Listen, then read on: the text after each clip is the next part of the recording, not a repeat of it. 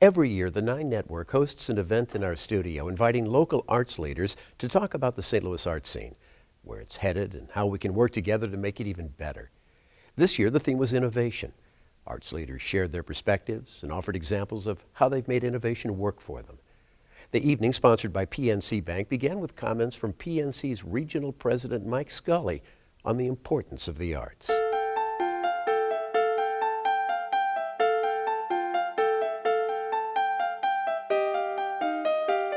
Arts builds communities. So if we don't have diverse opinions, we don't have diverse outcomes. And that is vitally important. In particular, for recruiting great people to our community. You know, college graduates that come here for the amazing, vibrant arts scene, which is fostered by our audience tonight. It's fostered by the Regional Arts Commission, by A&E, and the tremendous work that people do in supporting these. The sponsors of the art, the participants in the art, the attendees of the many, many things we do. I think that is why this is so important to us, and that is why PNC invests in the arts. So thank you.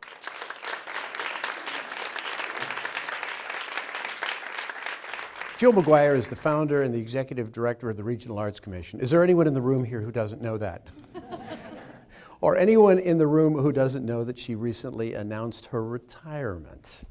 Under her leadership, RAC has been a major force, not just in funding the arts, but also encouraging individuals and arts organizations to explore new dimensions. Over the last year, RAC has awarded $1 million in grants for innovation to individuals and organizations. So how could it be more appropriate tonight than to begin our evening with Jill McGuire's thoughts on innovation. Jill? When we talked about offering this first round of innovation grants, we at the Commission, at Regional Arts Commission, realized this is hard. It's very hard work because innovation really equals risk. And most of our nonprofits, they're not really in that position to take those kinds of risks without perhaps additional money. And I'm just very briefly going to quote a woman named Margaret Wheatley, who is a consultant. She runs an organization.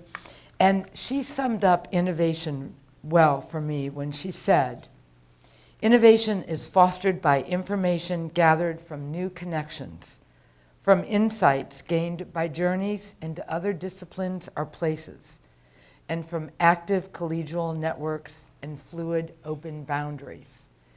And I have to say, as we look at the outcomes of these innovation grants that we've made, this couldn't be more true. They cross boundaries. They're collegiate networks. I believe that innovation comes from people who take joy in their work. And I know that the people in the arts take joy in their work. Last fall, you probably noticed some interesting things going on the side of the wall at the Contemporary Art Museum. Some amazing video displays. Well, CAM Executive Director Lisa Melandri is here tonight to talk about her ideas on how innovation is really basically about testing possibilities. Lisa? When the Regional Arts Commission had the incredible foresight and the generosity to launch the Innovation Grant Program, it was really a call for all of us in St. Louis to think big. This is a very rare and unique opportunity to step away from your kind of business as usual and think about how you can make an impact through change or difference. CAM proposed large-scale video exhibitions on the facade of the building. RAC not only enabled us to fund the nuts and bolts of a project like this, but they gave us something much more valuable. And that was the space to experiment both with programming and with technology in ways that, quite frankly, would previously have been far beyond us. We debuted the series, which we call Street Views, with Jennifer Steinkamp, whose beautiful, immersive works explore the natural world in various ways. Then we presented work by Takashi Murata, an artist who makes work that is abstract and really has forms that are choreographed to melt and drip into one another. So these monumental works did transform this building. they did make it an outdoor art gallery that was accessible basically to anybody who passed by, which is quite a large and diverse audience. The series also really kind of altered the urban streetscape around CAM.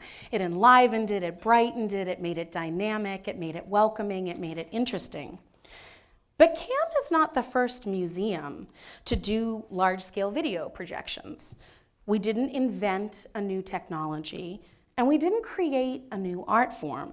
So then the question becomes, what is it about this project, this endeavor, that is innovative? And even more importantly, what did it teach us about how we define what is innovation? Quite simply, and I think most important, it made us think differently. It made us reevaluate accessibility. It made us redefine audience. It made us rethink impact. It made us reconsider our location and our very, very building itself. If indeed a museum, and particularly a museum of contemporary art, is one that some people might be resistant to enter, they might not feel comfortable, they might not want to go there, why not just turn it inside out? We did have an increase in visitors during the period when we had these works up. But we also have anecdotal evidence and broad statistics to point out that we were able to reach new audiences in new ways. And finally, internally, we learned a lot. We discovered that innovation, which can be a very big and a very intimidating word, doesn't necessarily mean reinventing the wheel. Innovation can be something that was done by somebody else, just not done by you at your institution and for your community. Innovation means taking a chance on trying to make an impact, and that impact can be small, but it is an impact nonetheless. And finally, we learned that innovation really can happen when we are given that rare and delicious, generous opportunity to take our eyes off the minutia and put our head in the clouds. Our next speaker is COCA Executive Director Kelly Pollock, who has been creating some new innovative ways to explore those places where art and business intersect. Thank you. I want to start by saying I think there are a few misconceptions about innovation. One, innovation, it's not glamorous. It's not for the weak or weary. It's complex, and there's no shortcuts to doing innovation work. So we've been learning this real time at COCA through the development of a new program called COCA Biz. COCA Biz is an arts-based learning and training division at COCA for the business community. We created COCA Biz because we believe that human creativity is the ultimate competitive advantage in this world. And quite frankly, we were a bit irked when Fast Company magazine deemed St. Louis one of 5 slow cities and called us flatter than a flat Bud Light. So we started to think, why shouldn't we, a creative hub in St. Louis, experts in arts education, start to develop the creative capacity of our business community? So in 2009, 2010, just as the economy was tanking, we took on this challenge, and this idea could not be contained any longer. So we were fortunate enough, through a process called the Innovation Lab, to put together a COCA team of 11 arts and business leaders. And we set upon a journey to a 9-month journey, at which the peak of this journey was a 6-day off-site retreat in rural Virginia. So here we are locked down in the woods with a colorful cast of characters that included an entrepreneur, a couple of corporate executives, a dancer, a visual artist, a theater educator, a marketing guru. You get the picture. And then imagine, locked in the woods, that your topic that you're forced to talk about for 6 days straight is a very fuzzy program concept that would convince business leaders that improv theater and drawing and dancing are ideal vehicles for corporate training. And to date, we have served over 3,500 business leaders from 350 different companies. And so we've had no roadmap for this journey. And so we've had a profound learning experience through the past few years. So I thought I would share just a few of the things that we've learned about work in innovation. First, I would say that innovation doesn't just come with a great idea, that there is tremendous focus, a very intentional trial and error and practice, and a lot of courage that comes from innovation work. And for every answer that emerges in the process, a series of questions emerge. We, for the first time, really let outsiders in to co-create with us. And this led to a very tumultuous process. The misunderstandings and miscommunication between our two worlds of art and business were really profound. But we really took this experience and we didn't see it as a sign of failure that we were having these intense interactions. Rather, we really thought that this was a reflection of our deep commitment to challenge the assumptions in both of our worlds and really to work to get to a really incredible outcome at that intersection. At COCA, we truly believe that arts learning is the best way to develop creative competencies in people. We know that through the creative process, people learn to generate and communicate new ideas more effectively. They learn to see multiple solutions, solve problems differently. They learn to take risks, to collaborate. So through the COCA Biz process, we have learned that our focus in education is incredibly important and that a focus in advocacy for arts education is critical. It's urgent. It's essential to our economy. It's essential to the vibrancy of our communities and just to the effectiveness of our overall of people and their happiness. The arts are really needed more than ever today. Thank you.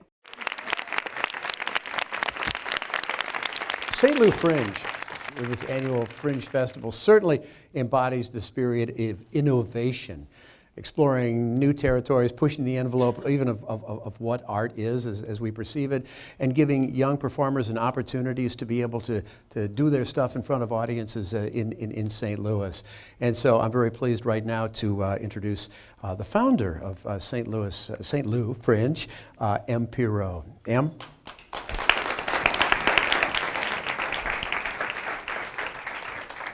Thank you so much. So I'm going to start out with a little story. One day I was having lunch with this young musician who also really has a passion for theater, and he had kind of contacted me out of the blue, and we're sitting and talking about, you know, musical theater, and he has this vision of kind of new wave musicals, and I'm like, yeah, that sounds great. I would see that, sure. And then we go our separate ways, and I don't really think that much about it. Well, a couple months later, I find out that after that meeting, he had put his music projects, which had really been up and coming, on hold and really recommitted and focused himself to this idea of this musical. And I was like, I had just met him. Like, who does that after you like just meet somebody? And I'm reflecting and I'm like, what did I say? I don't remember really saying anything that profound or significant. And it occurred to me that what I had said to him was, yes, that sounds cool. And I hadn't questioned him. I think it's very interesting that I was invited here to speak on innovation because at its core, Fringe doesn't do anything new. We're a platform for work that's already happening and bubbling underneath the surface of the city. All we do is just give it an outlet to be here. The people who submit to the Fringe Festival have these ideas and we just help them realize them. Now, the thing about our approach that I suspect landed us here today is how we do that. We have taken this idea of using the word yes and the concept of yes in a radical way. We have taken ourselves and given ourselves the rule that we have to say yes, no matter what the project is. Even when it's scary, even when it's easier to say no. And the thing about this attitude is the thing we have to shift is our metric for success. So we have to step back and say, okay, we're not going to assess things based on how much money they're going to make or who has the proposal or what it's about. The people who come to us with ideas to produce shows in the Fringe Festival have their reasons to make a commitment to creating these small creative miracles. And the challenge that we have for ourselves is to look at what are their values? What are their metrics for success? How do we challenge ourselves to reframe our worldviews and our paradigms to stand in their shoes and support them with their values and not make judgments on them? And sometimes that's really easy. Like having lunch with someone and saying, yeah, I think your idea sounds cool, and not really dissecting and breaking down and just saying, yeah, I like that idea too. But sometimes it's really, really, really hard and scary when someone has questionable content to their work, when someone has ideas that are different than yours. It's a huge risk. It's a huge risk. But that risk is imperative because you never know what you close off when you say no to someone. But you do know that when you say yes to someone, you open up to ideas that defy your own. So we get criticized a lot for this approach and for this way that we go about doing things. And I recognize that it is different and that this isn't the only way to produce a theater festival. I know that. But it's the choice that we've made. And we've made that choice because of the niche that we see that we feel needs to be met in our city, in our current cultural climate. We think that this is what we're here for. And I also know, that I'm the new kid on the block. I know that my attitudes and visions will and should probably change over time. But for now, this experiment of saying yes in a radical way has been so valuable. And we've been so surprised with these completely unexpected treasures that just eke out of the woodwork. It's been so dignified. And honestly, I haven't really been given a good enough answer to start saying no. Thank you so much.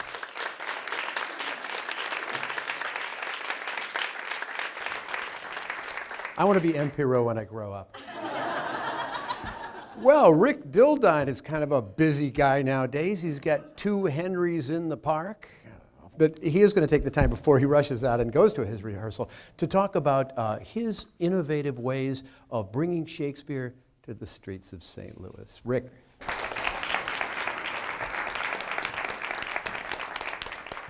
Hello, good evening. This is William Shakespeare. He's dead. He is not the person that probably comes to mind when you think about innovation. And when I think about innovation, this is a quote that I always go to, is that we don't discover new lands without first consenting to lose sight of the shore. At Shakespeare Festival St. Louis, we've made a commitment to unexpected theater in the school, in the streets, and in the park. Our big flagship show in Forest Park, you're all familiar with it. It represents accessibility. It represents no gates, no tickets. And over the past 4 years, we've taken that work to the streets with a belief that arts institutions most connected to the hopes and dreams of their community are best positioned to lead change in that society. Now, to make that leap, to successfully connect with our community requires a shift. Letting the community drive the bus. Making the community one of our co-partners. And to make that shift, we had to do 2 things. The first is embrace uncertainty. To be prepared to not know where you're going to go. Shake 38, it's one of our most popular programs. We started this 5 years ago. Only one rule exists. Make the play happen any way you see fit. Act, sing, dance, draw. The first year, it started out with about 200 people performing the canon of Shakespeare in 38 hours. And today, it is happening all over St. Louis with over 1,600 performers coming from as far away as Texas and Chicago, performing the canon over 5 days. I have seen Shakespeare in bars, on rooftops, city hall, living rooms, bedrooms, some of the most exciting places. And in the coming years, we're going to begin franchising Shake 38 to cities all around the world.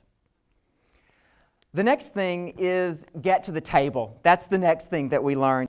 I moved here 5 years ago, and I have been quite vocal about the high number of dead-end streets we have in St. Louis. This is our favorite sign. Over 260 streets have been shut down with chunks of concrete that have been called fundamentally undemocratic barriers akin to segregation.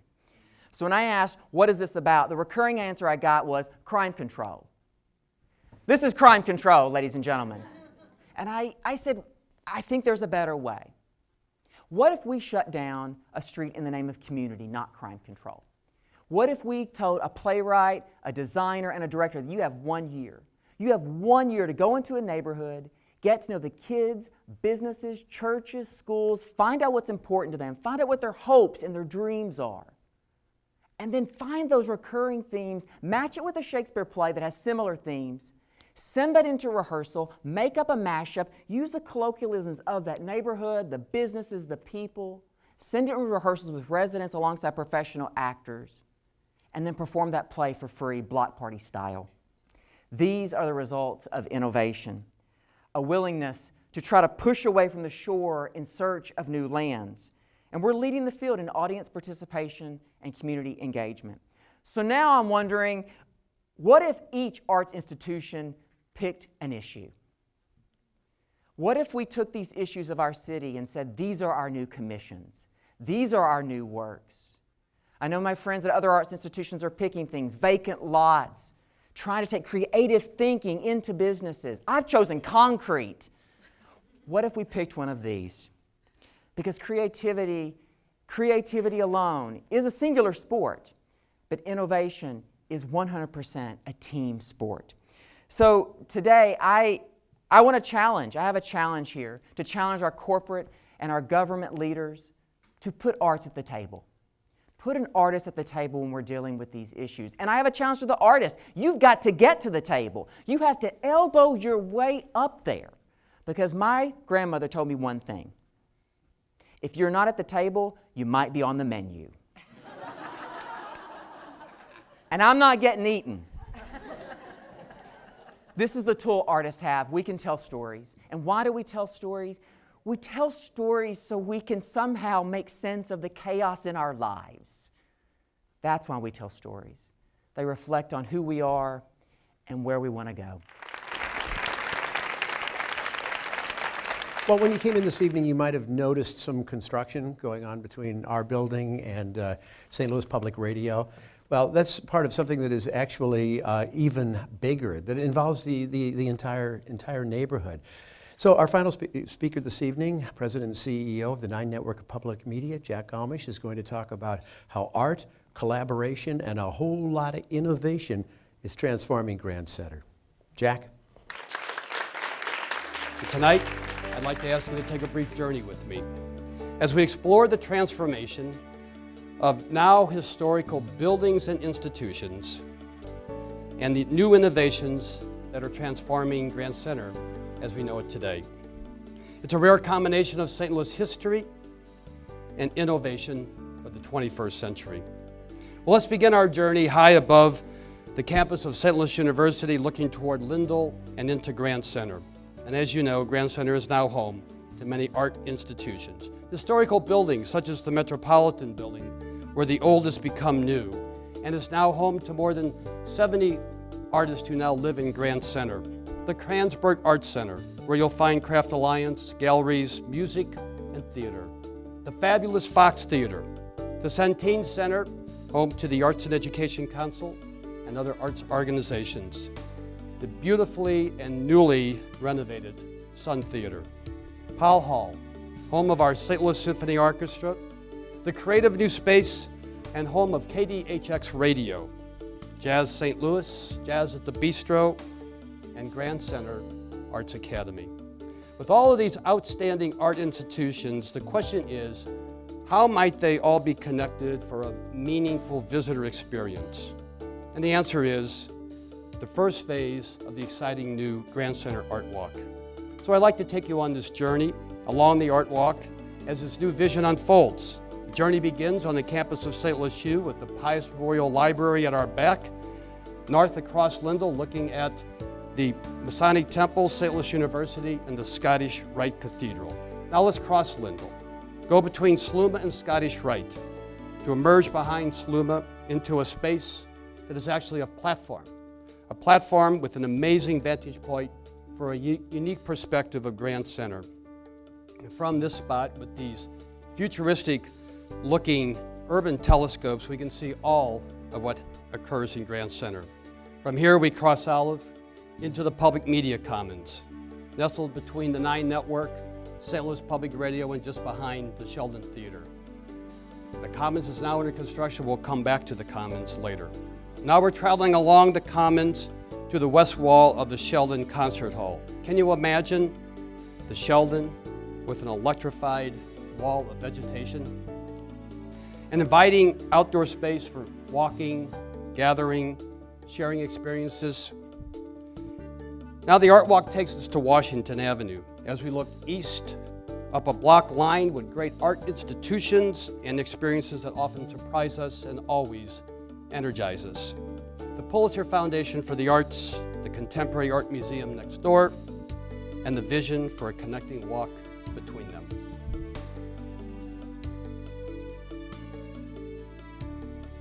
And now our journey takes us to Pixel Space that has already gone from a competition for artists, architects, and designers to reality. And now our journey takes us down Spring, along the Art Walk to the Burnt Church, a site that is not only destined for a new life, but a site that is intended to be a place of quiet contemplation. Well, we're not quite finished. Let's take a quick trip back here to Olive, where the Public Media Commons will be the innovative space with interactive media experiences for visitors of all ages. When the Public Media Commons is completed this September, it will be the only outdoor media space of its type in the entire U.S.